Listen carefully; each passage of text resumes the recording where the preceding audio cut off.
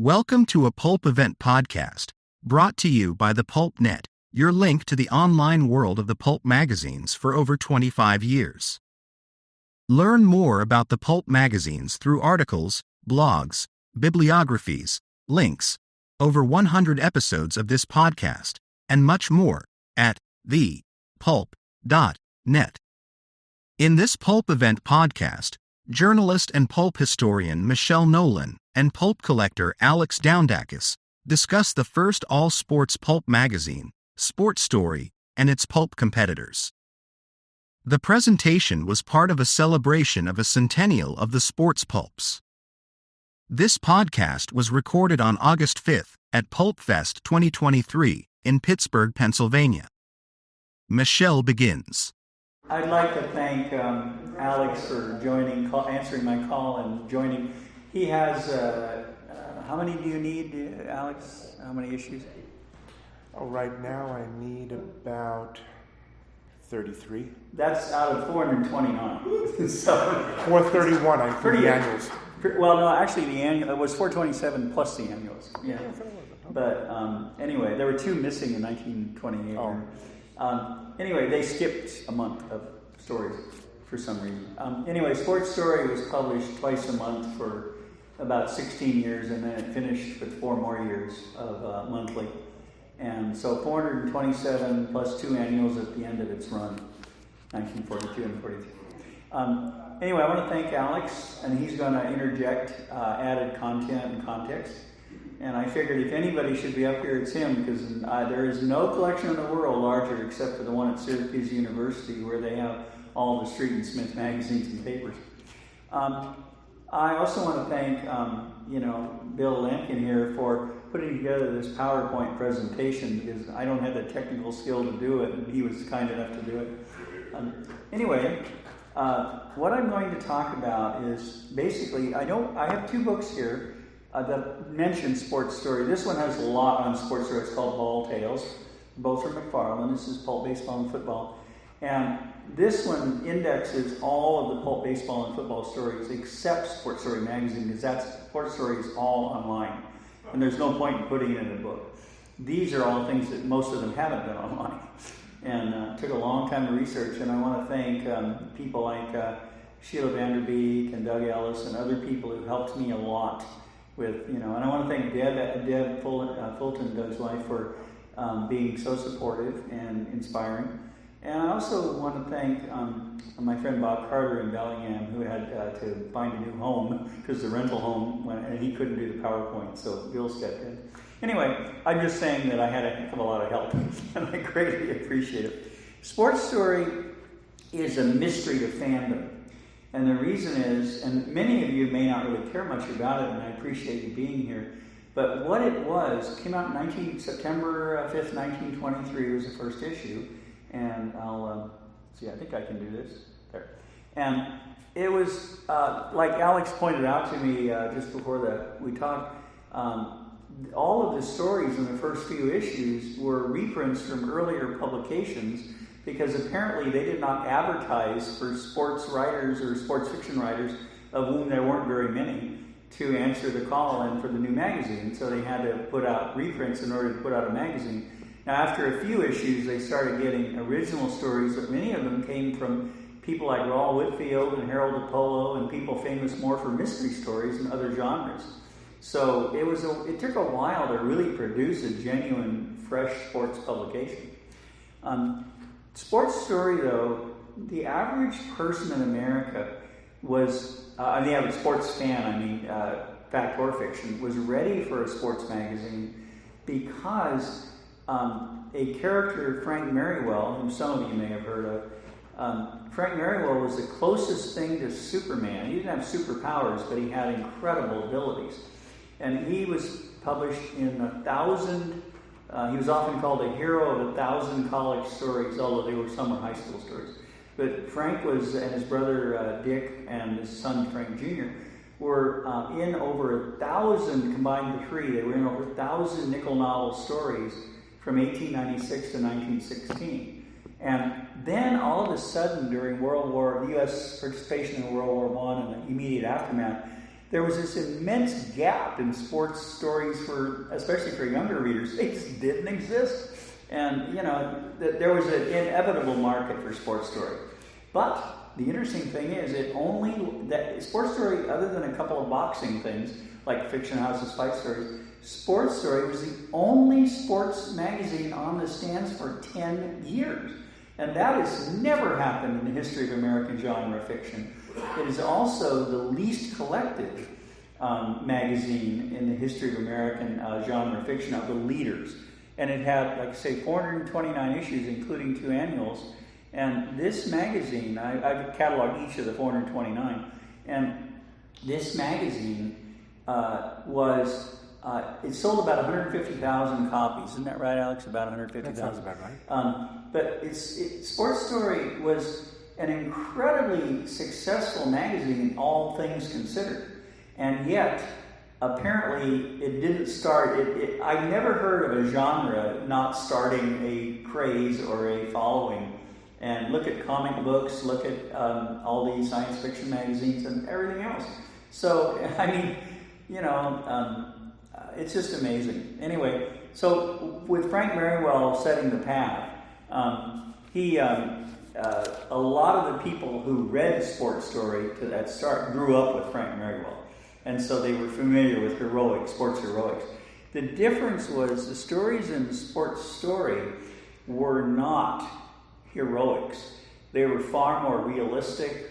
Whereas Frank Merriwell would usually win the game in the bottom of the 9th inning with a home run or something. In Sports Story, you had the agony of defeat and the frustration, and you had all kinds of... It was probably the most realistic pulp ever to hit the stands up to this point in terms of true human life. And you might talk about the romance pulps, but they were almost totally without any kind of reference to physical attraction. So, in that sense, they were very unrealistic love stories. And, of course, the detective pulps had characters who were basically supermen in drag.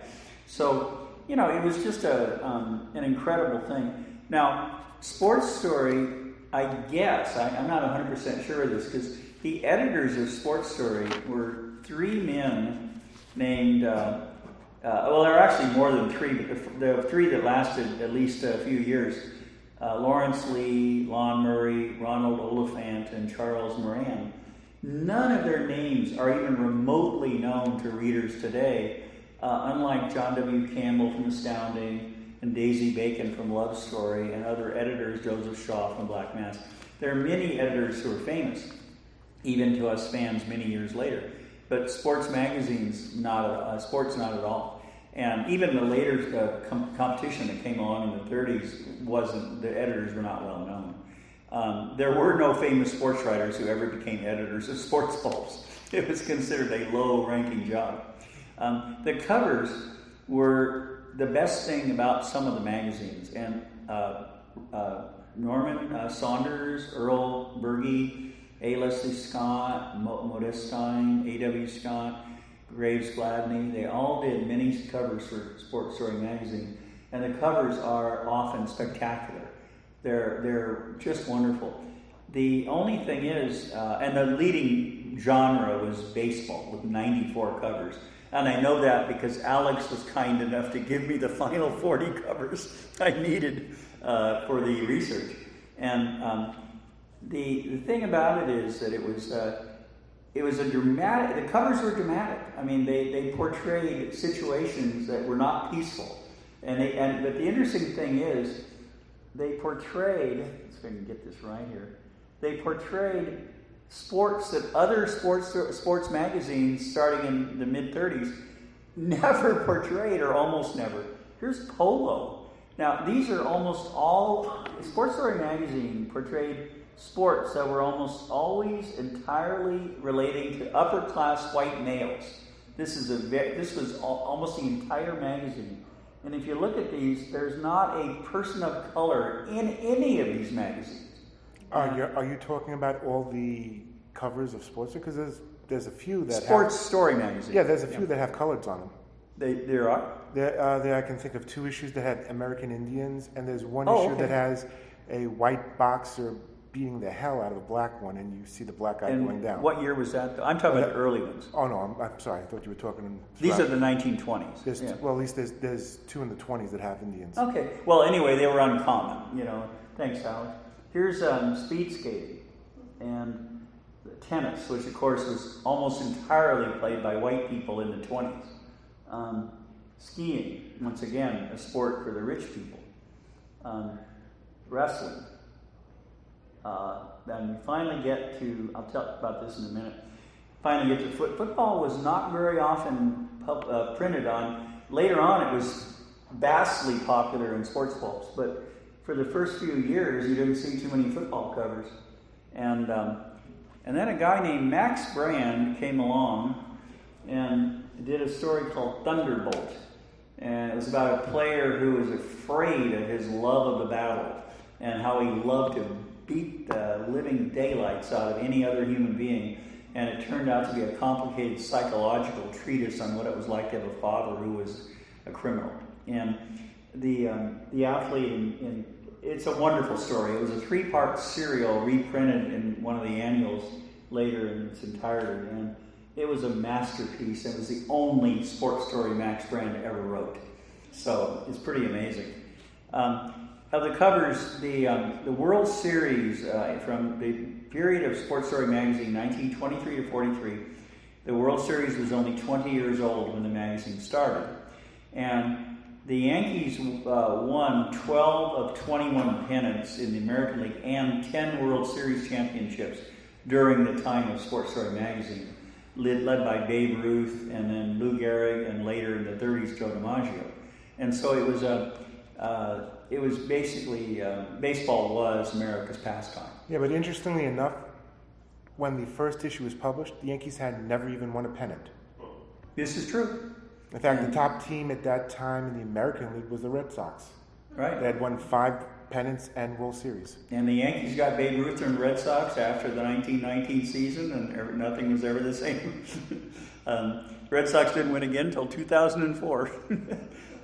Anyways, there were in total, from the total issues, there were 67 football covers because they caught up in the 30s and 40s. Almost all of them dealt with college football because college football, the NFL started in the 1920s, but it was usually not referred to even by that name for a couple of years.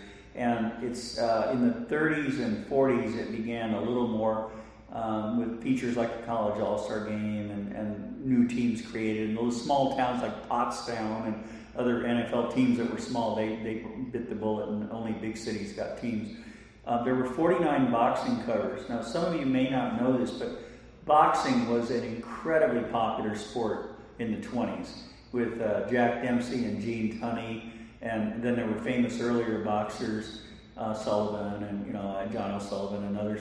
And I don't really like boxing myself, so I kind of ignore it. I've always said if anybody wants to write a story about boxing pulps, you won't step on my toes, because I don't like boxing one bit. Interesting enough, go ahead. Those are the worst ones to read, though, because the writers, and it's not just a writer, but whoever the writers are, they always try to have the pugs talk in that slang that they think the pugs have, and it's almost impossible to decipher what they're saying. And it's once again, through the decades, through the authors, and it's terrible. So if you have a personal problem with boxing stories in general, reading them is also walking through a swamp. By the way, I described some of like the Max Brand story. I described them in great detail in my story in the Pulpster. So I didn't want to repeat all that. So I'm trying to get to things more briefly. So anyway, thanks, Alex. That was so true. And but anyway, there were also far more track and field stories and sports story than there ever would be again, because of Jackson Scholes, who was not only the best sprinter in the world at one point, but he also was the best track rider, and more fact or fiction. And no man ever wrote more about track than Jackson Scholes. And he personally contributed hundreds of stories to Sports Story magazine, but he also wrote a lot of air war and other fiction for other publishers. He also wrote over 40 books for younger readers about sports. He was prolific. And there were 39 basketball covers. And people have asked me, why is basketball so ignored by the sports pulps, relatively speaking? And the reason is the game was created in 1891 by James Naismith, and it really didn't get going for quite a while in any really great depth. And unfortunately, in our society, for the most part, until the Harlem Globetrotters came along, there were no black basketball stars because they weren't allowed to attend college, much less play basketball. And it was a sad time in our history. Of course, things have changed dramatically in the last 70 or 80 years. And there were 27 hockey covers. And Alex, talk a little about the hockey covers, because I think they're interesting. There are 27 of them. Oh. They're fun. Actually, most of them, interesting enough, don't have goalies on them, which is really odd, because you'd imagine they'd go down, try and score a goal, something like that. Most of them are just skating or puck handling. That's what I have to say about hockey. Anyway, well, I just thought, I don't know much about hockey. It's another sport I've never been involved with. I've coached sports and played sports, but obviously not hockey. So anyway, the sports, I did a survey from 1935 to 1957 were the other sports pulps. And there was a very minor sports pulp called All American Sports. Started from 33 to 38, but they had very mediocre writers and not a very good pulp. The real competition came along with Dime Sports in 1935. However, one thing about All American, yeah, they had the best covers you've ever seen. They're The beautiful. covers were great. They have Babe Ruth, Joe DiMaggio, Lou Gehrig, Carl Hubble. They're fantastic. The one slight problem with these issues that I found was that the covers have nothing to do with the guts. That's right, never. You would never find a mention of Joe DiMaggio, Babe Ruth, whomever, inside the books. Yeah, they but were beautiful covers. But the stories were so poor that this magazine was no competition for Sports Story. And the stories inside were abysmal compared to the covers. Anyway, maybe that's why I don't collect it too much. I only buy cheap copies, you know. I did a survey of there were 1,257 sports pulps published between 1935 when Dime Sports came along and 1957 when Super Sports was the last sports pulp from Columbia Publications. And of those, 548 had baseball covers and 270 had football covers for a total of 818 covers. So about 2/3 of all sports pulps for that 22-year period, including Sports Story, had either football or baseball covers. So you can tell the publishers didn't take too many years to determine that that's what sold the magazine. And also, as people of color began moving into sports, they appeared more often in stories in the last 10 years. Jackie Robinson really inspired a lot of writers. And there was, the field changed a lot. You know, from that first period when I showed you all those 1920s, covers from 23 to 31 actually, and Bill put together this wonderful variety to show you that what they did. Okay, now in 1934, Jackson Scholes wrote a science fiction sports story which had no spaceships or rocket ships. What it had was considered humanly impossible. A Superman ran the mile in 4 minutes. Now, he didn't break 4 minutes. It was 4 minutes flat, as they said in the story, which was very contrived, because to do that would be, the odds would be greatly against being 1/10 off either way. But Jackson Scholes' character was a total numbnuts, very unpopular with the writers and the fans. And he just matured during the story enough to realize that what was really, and this is all in the Pulpster, what he talked about was what was really happening was that psychologically he began to realize that he wasn't running for himself, he was running for the American people. And he had 3 competitors from foreign countries, well, 2 from foreign countries, another from America. And all of his competitors were obnoxious numbnutses. And it's a great story. And it talks about the maturity of this runner being able to reach 4 minutes. I'm kind of surprised he didn't have a break 4 minutes, but I guess the expression was the 4-minute mile, and he picked up on that. But anyway, in 1954, 20 years later, Roger Bannister became the first human being to break 4 minutes in the mile. Since then, there have been hundreds, if not thousands, of different runners in college and Olympic sports break 4 minutes in the mile. And it's not that hard. It just requires incredible training. And on the other hand, there's never been a woman run, a biological woman, run the mile in faster than 4:09. And so the world record for men is more than 30 seconds ahead of the world record for women. That is true in all sports.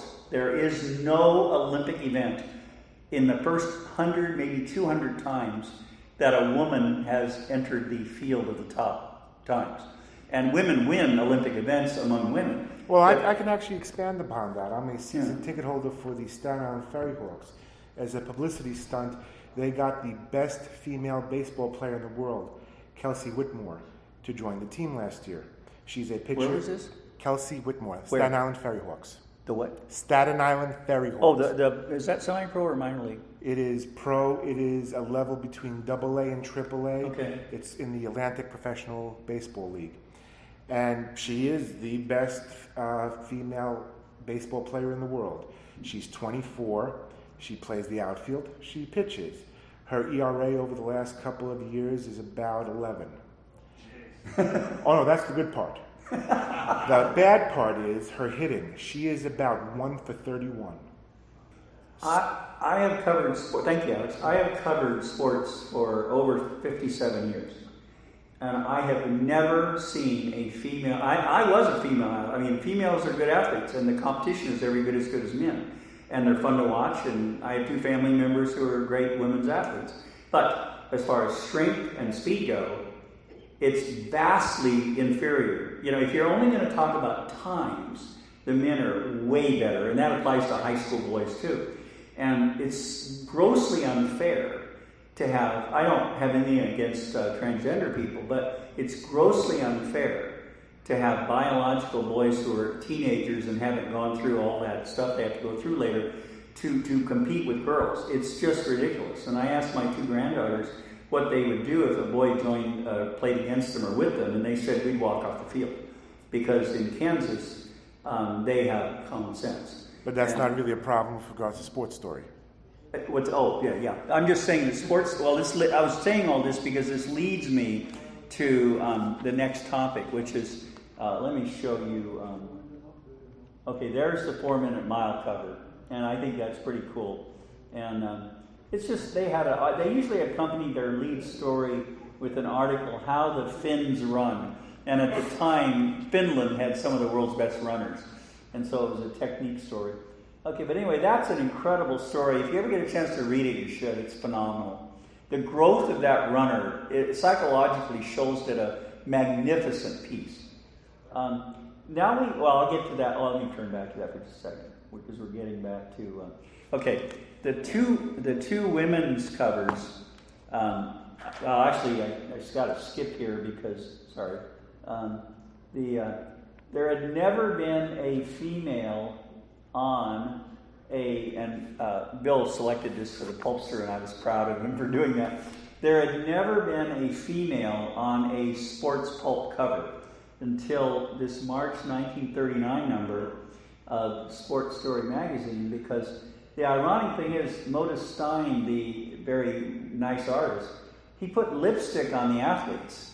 Well, I can guarantee you that women do not wear lipstick for the most part, except for maybe 1 or 2. Actually, that's not true. I'm a season ticket holder for the New York Liberty. Yeah. In the pros, they wear full makeup. Oh, they do? There's many women wear full makeup. Well, they don't. The Seattle team doesn't, but that's interesting. But anyway, it's at the time, it was kind of an inaccurate thing. But it's a beautiful cover. It is. And it's the first female sports cover. It's really a story. And I just think, and the stories are marvelous. There's a story by Jackson Scholes in the issue, and a technique story too, and how they do it. And women's basketball started out with 9 players to a team. And James Naismith did approve the game for girls, but it was felt that girls could not run the full measure of the court, and it would ruin the reproductive system. So they had a split. No, that's what they felt. Believe me, I know. I knew old gym teachers that felt the same way in the 60s. So you can imagine there was if I may interject, yeah. Although that is true, you should also say that, and I was reading in the 3rd issue of Sports Story, a 7-on-7 basketball league. And I was saying to myself, how old is this story? And I actually went and I looked up the records.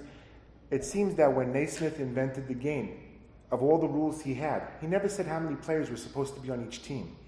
Well, he did for the men, but not for the women. No, I actually looked it up.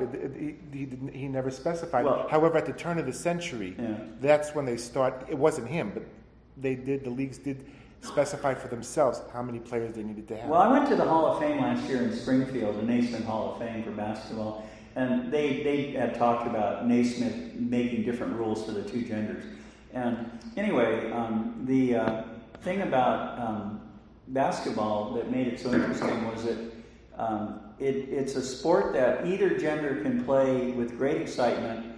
If you've ever seen Caitlin Clark from Iowa play basketball, or Angel Reese from LSU in the NCAA final this year, you'll know that women play basketball extremely well. It's just that the physical ability to compete with 6'6" men. I mean, Brittany Griner would not be in the NBA if she was in the NBA. She's a great women's player, but she's 6'9", but she doesn't have the power in the body to compete with the best men. She could be in a college team probably. You get to a point where, some of the girls are awfully good. And I asked my granddaughter, she had 45 3-point baskets made and made honorable mention All-State as a sophomore in Kansas. And I said, could you have played on the boys' team? She said, maybe as a backup, but they would have blocked all my shots. So she was very honest. I wanted to say, though, about this cover, what makes this story so exceptional is the hero of the story is a sports writer who expresses disdain for women's basketball. And he learns his lesson from some women, and they teach him that women do have ideas and can compete in sports. And it's just interesting how women taught this guy a lesson. It's a wonderful story, and the nonfiction story is great, too. The other thing is, I'll go over to the softball one. Now here you had a little bit of sex involved, but they had a wonderful story by a guy named Bill Bryan who wasn't well known, but it's a great story about town team softball and women. And this is, the interesting thing about this is that Sports Story got it right when it did not refer to what I consider a non-sport, and that's slow pitch softball. Anybody can play slow pitch softball. Maybe some better than others, but it's an easy sport to play. Fast pitch takes incredible athletic ability to play, and every bit as much as other sports. And the leading men's fast pitch teams in the world could beat some baseball teams. And the leading women's pitcher of all time, Joyce, what was her first name, you remember? Anyway, Joyce was her name, her last name. She struck out Reggie Jackson on 3 pitches once. And in an exhibition, but of course the distance from home to it's a much 40 feet is different than, or 44 I guess it was at the time. Anyway, softball had different rules, and it was portrayed in the story very well. And if you read the story, it's a story about both men's and women's heroics, and it's very, very good. And then they have a technique or a factual story about how softball was attracting more fans than baseball in a lot of minor league and town team situations.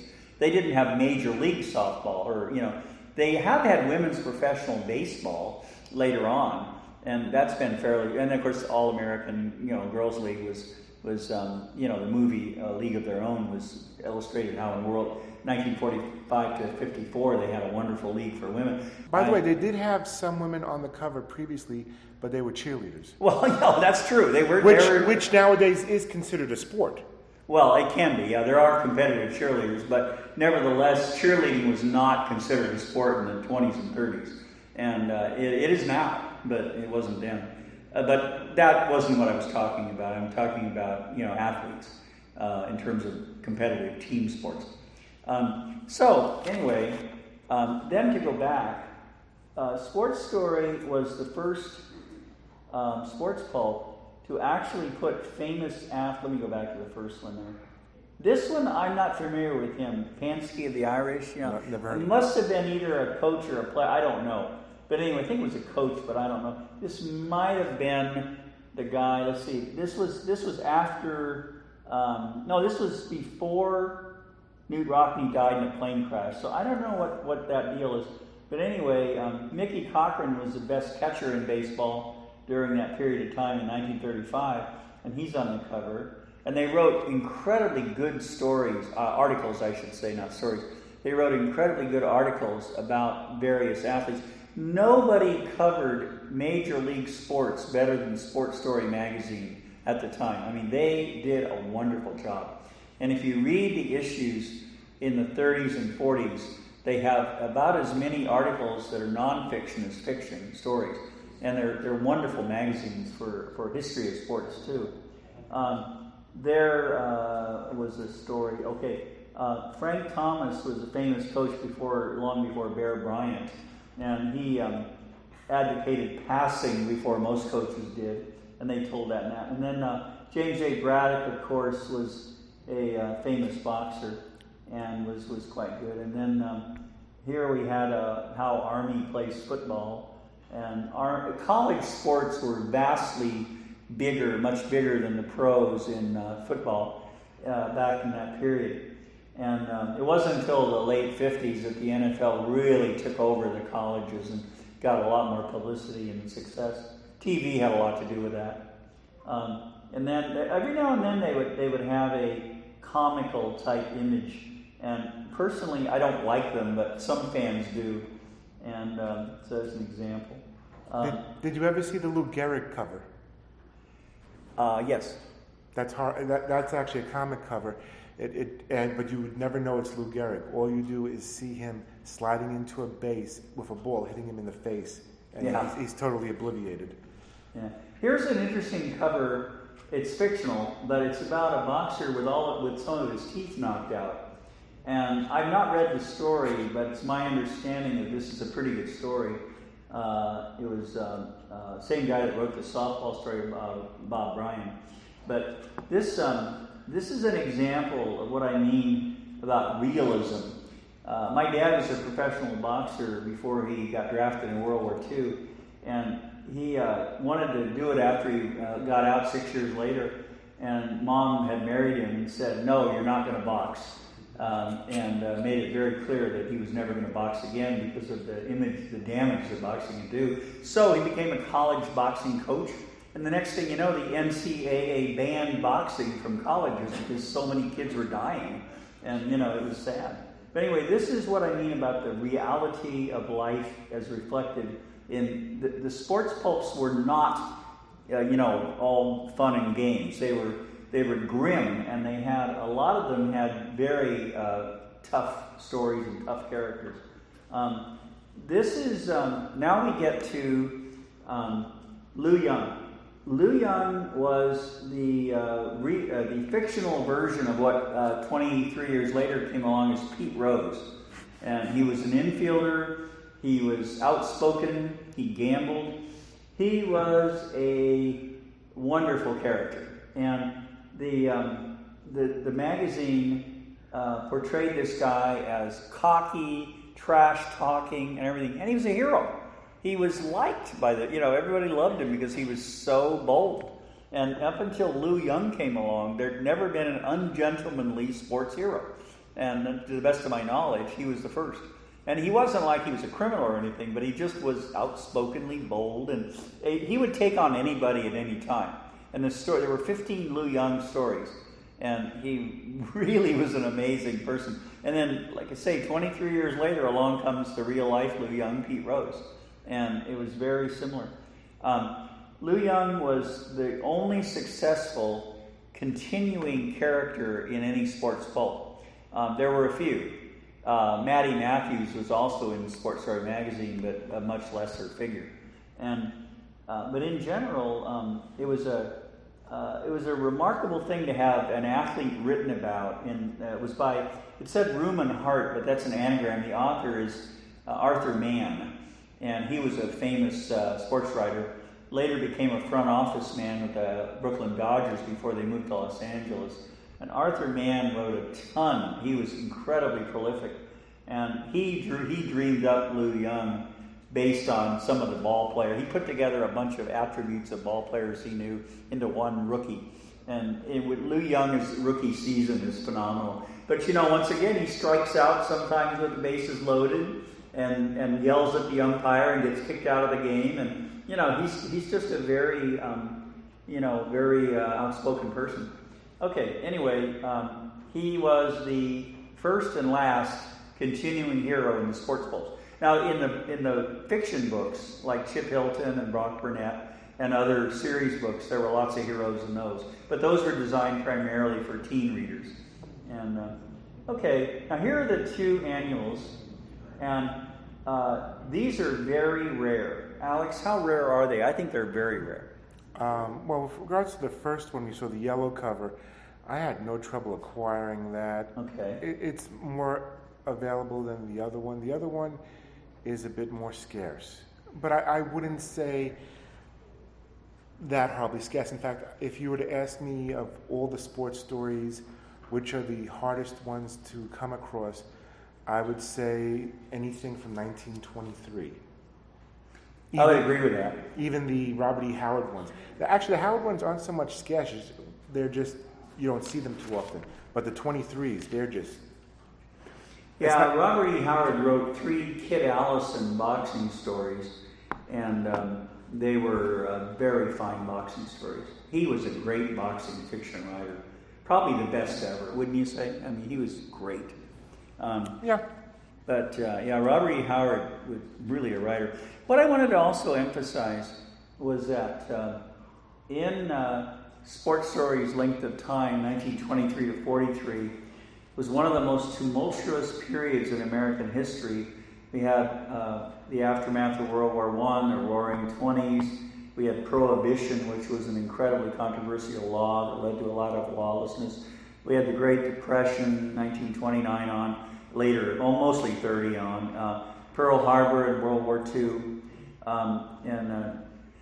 That reminds me that in the present day, same period of time, we've had incredible terrorist attacks, Iraq and Afghanistan wars, the Great Recession and the economic collapse of 2008, election of Obama and Trump, historical elections, the COVID attack. We've had, in the our period of time that we live in now is very similar to the period of time that Sports Story magazine contended with. And the magazine ended in 1943, and I'll show you the last issue here. It's a patriotic issue, an athlete, a soldier. And they had quite a few of these in the sports pulps. The athlete, in those days, they had a lot of patriotic covers, and it was interesting. In 1943, I don't know if it was, maybe you know, Alex, but or maybe somebody out there knows. Street and Smith had to give up several of their pulps in 1943, and of course they abandoned them all except the digest size Astounding in 1949. But in 43, I think the paper, they got rid of the pulps that weren't selling as well, and the Condé Nast was doing much better with their magazines, the Slicks, and so I guess that's what happened. By the way, the stories in Sports Story magazine in the first decade, they were read by people who grew up without airplanes, without automobiles, in many cases without telephones, which were invented in the late 1870s, without the electric light. Life in America 100 years ago was far different than it is today. And it was even much farther different for the adult readers of Sports Story magazine when they were children. And the frontier was still open. Many of the people who read Sports Story magazine either fought in the Civil War themselves or had fathers who fought in the Civil War. It was a very different period. And I think it's reflected in the stories and that sort of thing. Oh, I should mention one other thing about a continuing character. Frank Merriwell appeared he reappeared finally after many years of being out of first edition circulation. He reappeared in 1927 and 28 with 7 two-part serials in Sports Stories. So there were 14 stories, count a serial, in this case is 2 stories, devoted to a character. And then he later made a few appearances in Top Notch and Fame and Fortune in Pulp, which was based on business. But Frank Merriwell, some of his adventures were not sports, they were business, they were globe-trotting and gold mining and business adventures and things like that. But anyway, I just wanted to say that he was the first continuing character, but he doesn't really count because he'd been proven wildly successful, in his own right. And I don't know why they brought him back, but the man who invented him, created him, Gilbert Patton, who wrote as Bert Standish, which was a house name for Street and Smith. Frank Merriwell did not last. Apparently, he just wasn't popular enough in the 20s to go on into the 30s. So there were no new Frank Merriwell stories until the 1970s when there were a few paperbacks. But for the most part, it was just an interesting experiment that Sports Story did to see if Frank Merriwell could be revived. And the answer was the American public didn't need a hero. And so for many years in the sports pulps, it didn't work. In the 1935, Dime Sports came along, and very soon we had Thrilling Sports from Standard Publications. We had Star Sports from Marvel. We had Super Sports from Columbia, and we had many other sports pulps. And then Fiction House came up with a lot of football and baseball single sport pulps. And pretty soon, sports pulps became pretty popular, and all told, between 1935 and 1957, there were about 50 titles tried. But here's how influential Sports Story was. Sports Story ran 429 issues, including the 2 annuals. The entire rest of the field, including 9 issues of another Street and Smith short-lived sports pulp, Athlete, 1939-40. But the entire rest of the field, from 1935 to 1957, published slightly over 1,000 sports pulps. That's it.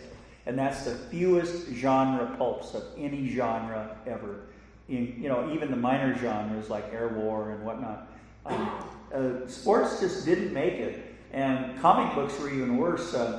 True Sport Picture Stories ran 50 issues in the 1940s, but then Street and Smith abandoned all of its comic books in 1949, along with its pulps.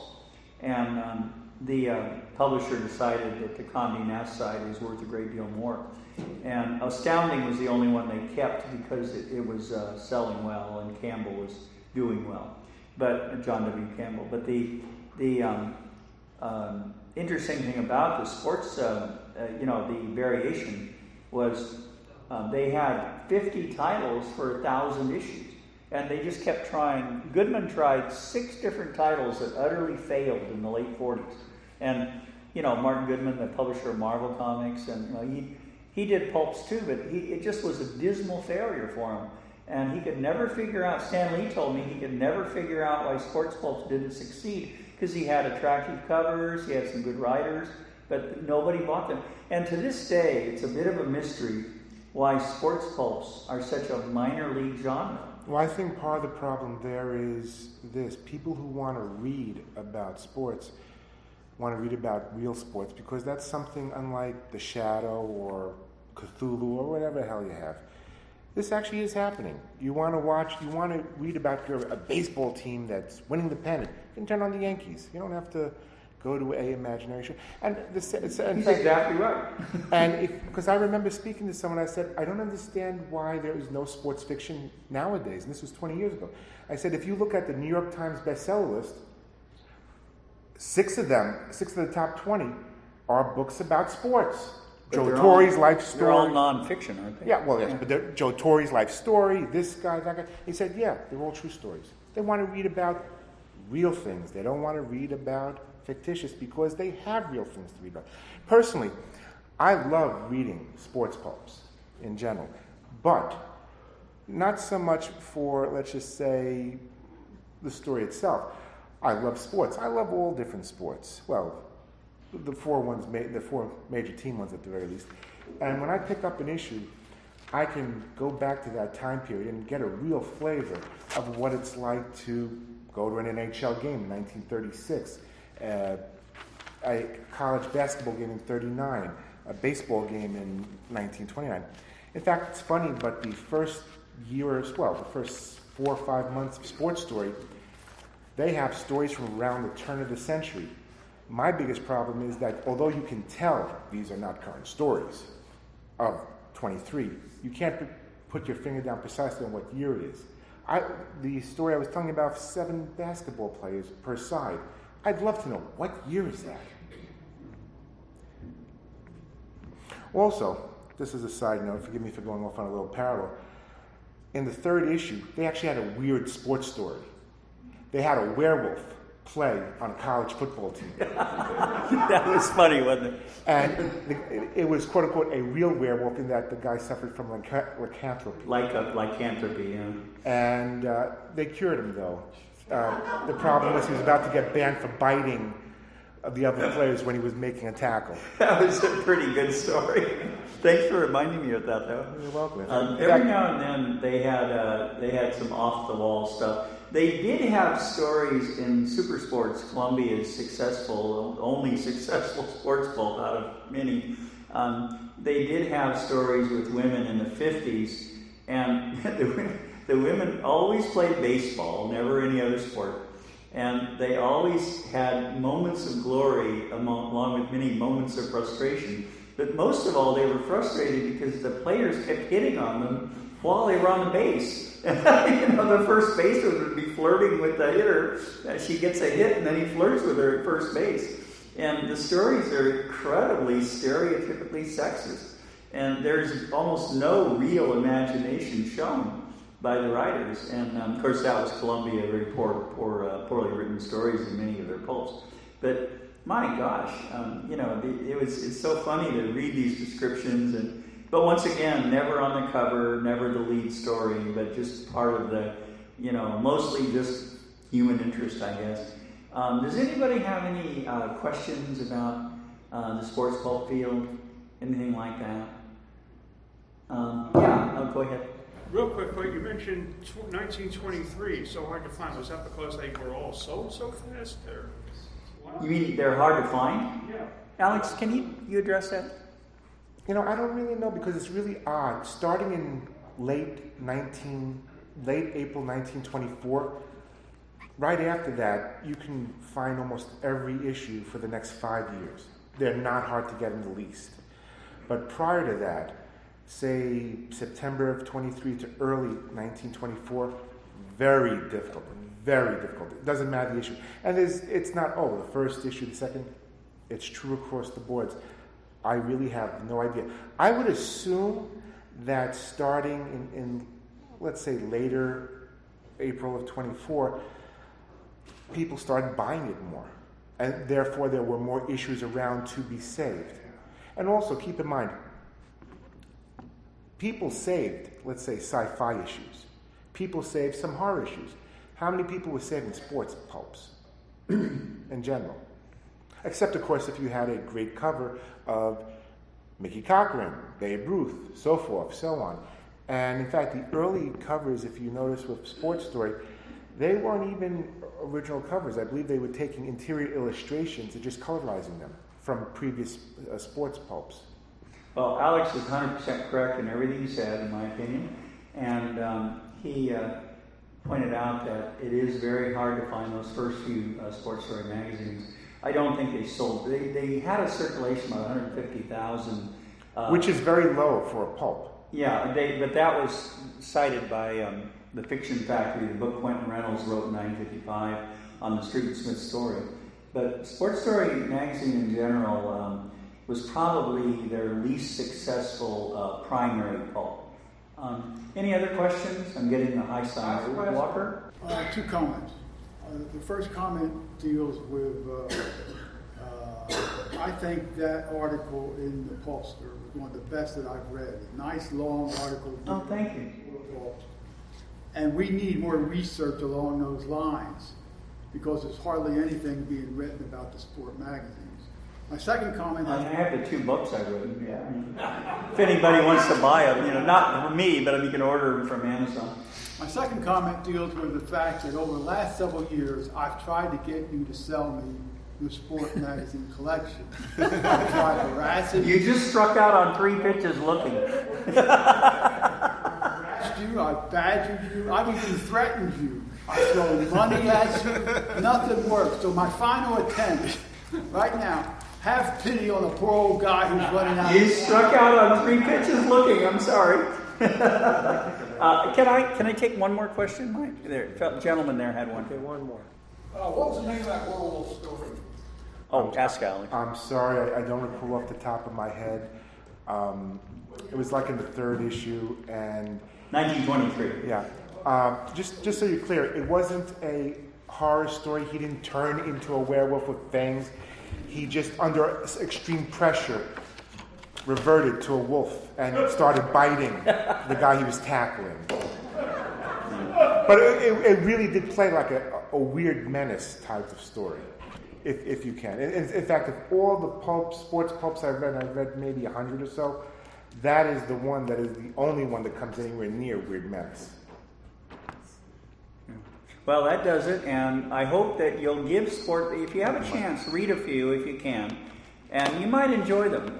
They're surprisingly good, even if the general population didn't seem to accept them as well as the other genres. So, there you go. Thank you.